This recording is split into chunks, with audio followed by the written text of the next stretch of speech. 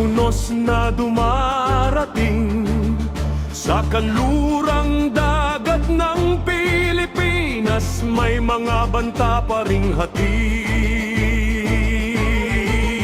Araw-araw ay sinusubo ang hangganan ng ating bayan, ngunit ang dangal ng Republika hindi kailanman isusuko natin. Kapag mabigat ang laban, kapag mahaba ang daan, ang bayan ay nakatingin sa iyong paninindigan. Tibayan mo ang puso, gibong patatagin ang ating hanay para sa ligtas na Pilipinas at sa kalayaan ng bayan. Tibayan mo ang puso, gibong, huwag magpatinag kailanman, sa pagkakaisa at katapangan magtatagumpay ang sambayanan.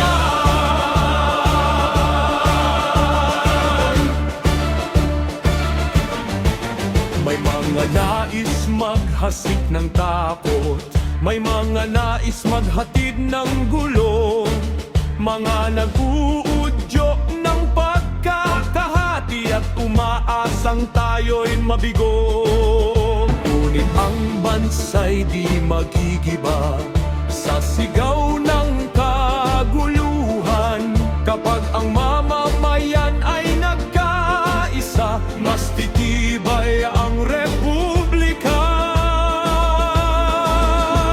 Kapag mabigat ang laban, kapag mahaba ang daan, ang bayan ay nakatingin sa iyong paninindigan. Tibayan mo ang puso, gibong, patatagin ang ating hanay para sa ligtas na Pilipinas at sa kalayaan ng bayan. Tibayan mo ang puso, gibong, huwag magpatinag kailanman, sa pagkakaisa at katapangan magtatagumpay ang sambayanan.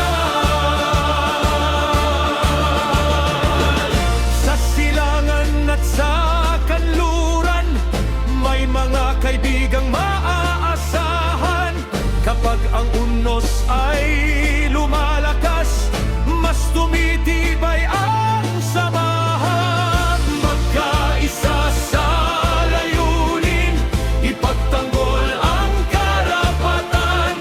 Walang makakayanig sa bayan kung tayo'y may pagkakapisig.